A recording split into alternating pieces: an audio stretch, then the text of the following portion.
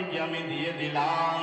তার কারণ হলো তারা এই জমিনের মধ্যে যাবে, অনেক নিয়ামত ভক্ষণ করবে, আর সঙ্গে সঙ্গে তারা আমি আল্লাহর ইবাদত করবে। বলেন সুবহানাল্লাহ। আল্লাহ আমাদেরকে কি এমনি পাঠিয়েছেন? খামোকা পাঠিয়েছেন? জি, আল্লাহ তার গুণগানের জন্য আমাদেরকে পাঠিয়েছেন। কিন্তু এখন দেখা যায় আমরা ওই আল্লাহকে ভুলে আমরা ডাইভার্ট হয়ে যাই, আমরা আল্লাহকে স্মরণ করি না। ও বন্ধুগণ, আপনাদের কাছে আমি কোড়ো জোরে বলতেছি ভাই, আজকে আমরা এখানে বসে আছি, কিন্তু কালকে এই সময় হয়তো আমাদের এখানের মধ্যে যারা বসে আছেন, এখান থেকেও আমরা অনেক মানুষ এই সময় কবরে যেতে হবে। আল্লাহর কাছে আল্লাহ মানুষকে এই গ্যারান্টি সিওরিটি আল্লাহ কোনো মানুষকে দেন নাই। আমি তোমাকে 70 বছরের জন্য দিয়েছি, তুমি 70 বছর বাঁচবা। তোমাকে 80 বছরের জন্য দিয়েছি, 80 বছর বাঁচবা, 100 বছর বাঁচবা। কোন মানুষকে আল্লাহ রব্বুল আলামিন ওয়ারেন্টি গ্যারান্টি সিওরিটি পাঠায় নাই।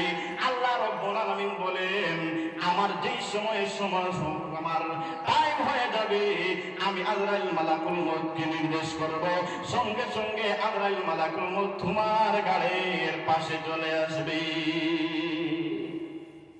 তাইলে এই জীবনটা আমরা কার জন্য রাখবো? ফুটবল খেলার জন্য? জি, নাই তালু দিয়ে ক্রিকেট খেলার জন্য রাখবো? না, না জুয়া খেলার জন্য রাখবো, না পাবজি। হ্যাঁ, এখনকার তো ছেলেরা পাবজি নিয়ে ব্যস্ত। এই যে পাবজি নিয়ে ছেলেরা ব্যস্ত হলো, আল্লাহ রাব্বুল আলামিন বলেন, বান্দারে তোমাকে এই পাবজির জন্য এই চক্ষুটা আমি দেই নাই, তোমাকে দিয়েছি আমি, তোমার চক্ষু দিয়েছি, তুমি কোরআন চক্ষু দিয়ে তুমি কোরআন দেখে দেখে পড়বা, শুধু রাত পর তুমি পাবজি নিয়ে থাকবা। পাবজি খেলতে খেলতে অনেক ছেলেরা অন্ধ হয়ে যায়। এই যে কয়েকদিন আগে 5 দিন নেট বন্ধ ছিল না, 2-3 বছর আগে আমাদের এই রাতাবাড়ির একটা ছেলে পাগল হয়ে গেছে, পাগল, পুরা পাগল, মানে পাবজি মারতে মারতে নেট বন্ধ, এখন পাবজি মারতে পারে পুরা পাগল হয়ে গেছে। আল্লাহ রাব্বুল আলামিন আমাদেরকে হেদায়েত দান করো, সবাই বলেন আল্লাহুম্মা আমিন। বন্ধুগণ, এটা দুনিয়ার কোন মানুষের চক্রান্ত নয়, এই চক্রান্ত কার? ইবলিসের চক্রান্ত। এখনো আমরা অনেক মানুষ এখানে বসে আছি, ইবলিস আমাদের ঘাড়ের মধ্যে তার এই যে বর্ষিটা লাগিয়ে এইভাবে টানতে আছে। কি করতে আছে? টানতে আছে। আপনারা পরীক্ষা করে নেবেন, যার মনের মধ্যে আসতেছে বলে এখান থেকে বের হয়ে যাও, আপনি নিজে নিজে বুঝে নেন যে আমার পিছনে শয়তানের বর্ষি লাগাইতেছে। কি লাগাইতেছে? বর্ষি দিয়ে টানতেছে আর উঠাইতেছে। বন্ধুগণ, শয়তানের সবচেয়ে বড় পুরস্কার, শয়তান শুধু একটা কি? শুধু ইবলিস, তার অনেক ছেলে ছামন্ডারা আছে, তারা প্রতিদিন তাদের একটা ডিউটি আছে। আমাদের দেশে কিভাবে আমাদের সেনাবাহিনীরা ডিউটি করে, সকালে একদল আসলো, বিকালে চলে গেল, বিকালে আসলো, সকালে চলে গেল। এইভাবে শয়তানেরও এক সেনাবাহিনীর দল আছে। একদল তারা কি করে? বিকালে বের হয়ে যায়, সারা রাত ডিউটি করে। এই সারা রাত এই কার সঙ্গে কাদেরকে নিয়ে ডিউটি করে? যারা এই যে পাবজি খেলে, জুয়া খেলে, জিনা ব্যভিচারে লিপ্ত থাকে, চুরি করে, ডাকাতি করে, এই হলো এইদের মানে তাদের মুসল্লি। রাত্রের যে বাড়ি তাদের মুসল্লি এই বাড়িরা। এখন অনেক সেনাবাহিনী, এই যে আপনারা ভাগ করে বসে আছেন, এই ভাগের মধ্যে শুধু শয়তানের সেনাবাহিনীরা আছে। এরা শুধু আপনাদেরকে জ্বালাইতেছে। আমি আপনাদেরকে আমার বয়ান শুরু করার আগে আপনাদেরকে আমি বলতে চাই, এই যে ভাগগুলো আছে, দয়া করে আল্লাহকে স্মরণ করে এই ভাগটা মেরে দেন। একটু জিকির করুন, লা ইলাহা, যার সামনাগুলা মেরে দেন, যার সামনাগুলা ভাগ মেরে দেন, লা ইলাহা। দেখবেন আপনারা মজা পাবেন, আর আমিও সামান্য সময় আপনাদেরকে মানুষ নিয়ে বসবো, আমারও ভালো লাগবে। লা ইলাহা লা জোরে লা ইলাহা লা লা ইলাহা লা লা ইলাহা লা লা ইলাহা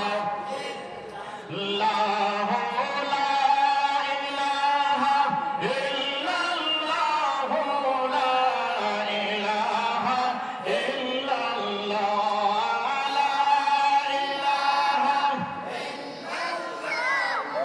লা ইলাহা ইল্লাল্লাহ লা ইলাহা ইল্লাল্লাহ মুহাম্মাদুর রাসূলুল্লাহ সাল্লাল্লাহু আলাইহি ওয়াসাল্লাম। আচ্ছা, এই যে আপনাদেরকে আমি কিছু কঠোর কথা বললাম, আপনারা আমার উপরে বেজার হয়েছে? বেজার হয়েছে? মাশাআল্লাহ মাশাআল্লাহ। আল্লাহ আমাদেরকে,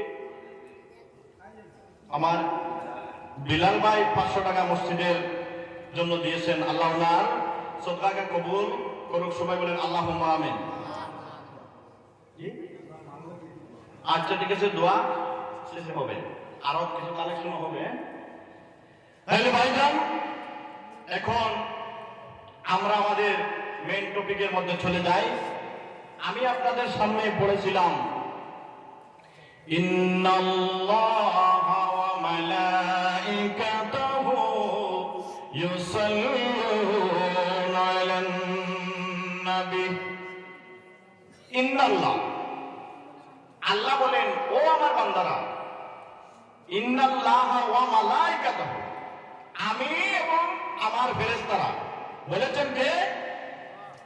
আল্লাহ বলেছেন। একটু আচ্ছা বলেন, কে বলেছেন? আল্লাহ বলেছেন। আচ্ছা, কিছু কিছু আপনারা আমার কথার উত্তর দিবেন। আচ্ছা, নামাজ আমাদেরকে দিয়েছেন কে? আল্লাহ দিয়েছেন।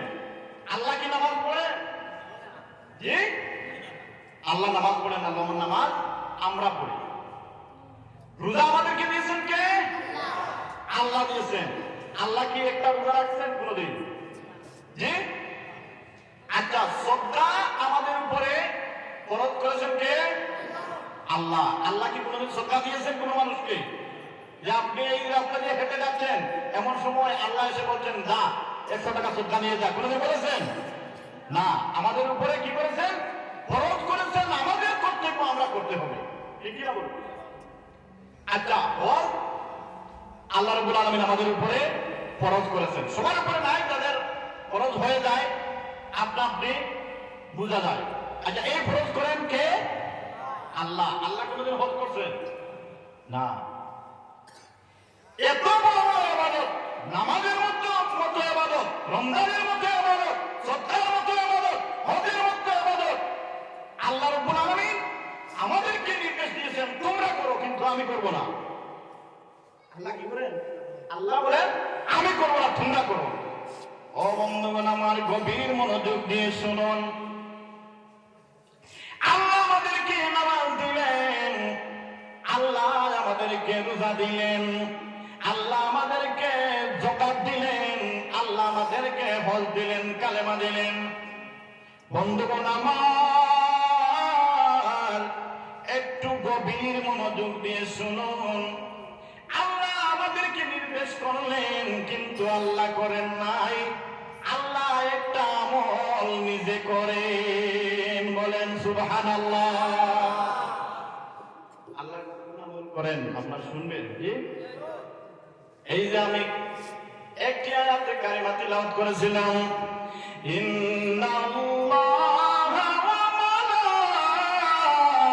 মালাইকাতাহু ইউসাল্লুনা আলান নবী।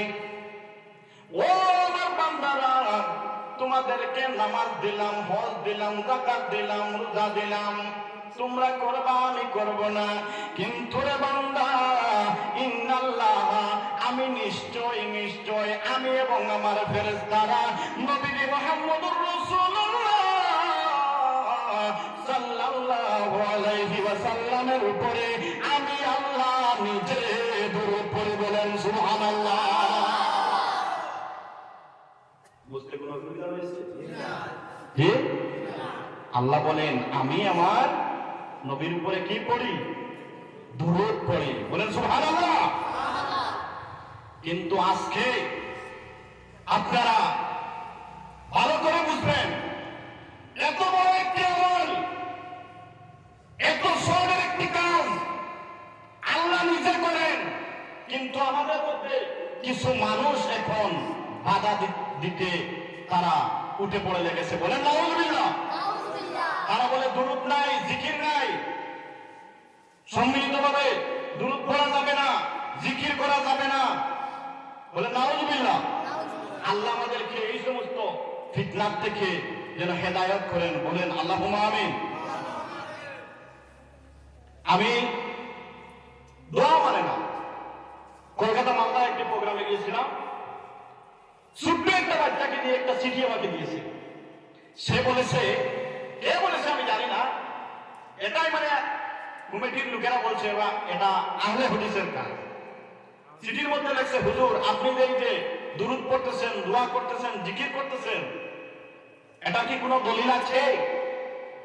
আমি বললাম, পাগল রে, এতদিন থেকে দুরূদের দলিল, দোয়ার দলিল, জিকিরের দলিল সে পায় না, সে মুসলমান কিভাবে হবে? আমার নাম দিয়েছে মুসলমান, কি দিয়েছে? মুসলমান। আসলে কি ওরা মুসলমান? ওরা মুসলমান নয়, ওরা হলো এই উহুদিদের দালাল। উহুদিদের কি দালাল? আচ্ছা, এই আজ দিন পর্যন্ত যত বড় বড় অপবাদ ইসলামের উপরে উঠিয়েছে, ওরা কি বিধর্মীরা উঠিয়েছে? আমাদের নামদারি মুসলমানরা, হ্যাঁ নামদারি মুসলমানরা বেশিরভাগ নবীকে নিয়ে কটূক্তি করে। দুঃখের বিষয়, আবার নাম দিয়ে আমি মুসলমান। ওরা জমিয়তেরও মানুষ মানে না, আহলে সুন্নতেরও মানুষ মানে না, নদওয়ারও মানুষ মানে না, দেওবন্দ মানে না, ফুরফুরাও মানে না, ফুলতলিও মানে না, কিছুই মানে না, শুধু বলে শুধু আমরাই ঠিক। বলে নাউযুবিল্লাহ। আর তারা ঠিক এমন ভাবে ঠিক হয়েছে, তারাবির নামাজ 8 রাকাত পড়ে, 8 রাকাত পড়ে, দুরূদ নাই। আমি তো ভাবি যে কয়েকদিন পরে ওরা বলবে নামাজও নাই, তাদের কি বলতে কোনো মুখের মধ্যে আলী আসবে না? তারা বলে, এই কয়েকদিন আগে এই যে কলকাতার রাজার রাহুল, সে বলেছে মুসা নবী উহুদে ছিলেন, ঈসা নবী উহুদে ছিলেন, ইব্রাহিম নবী উহুদে ছিলেন। বলে নাউযুবিল্লাহ। আরো কোন দিন বলে ফেলবে আমাদের নবী উহুদে ছিলেন। এরা বলতে পারবে কি পারবে না? পারবে, কারণ ওরা উহুদের দালাল। এখন বন্ধুগণ, আমাদের সচেতন হতে হবে, আমাদের, না হয় আমাদের ঈমান ওরা নিয়ে যাবে। আল্লাহ রাব্বুল আলামিন বলেন, ওয়া মা খালাকতুল জিন্না ওয়াল ইনসা ইল্লা লিয়াবুদুন। ও দুনিয়ার মানুষেরা, আমি তোমাদেরকে জিন এবং ইনসান জাতিকে এই জমিনের মধ্যে পাঠিয়েছি শুধু তোমরা আমার ইবাদত করার জন্য।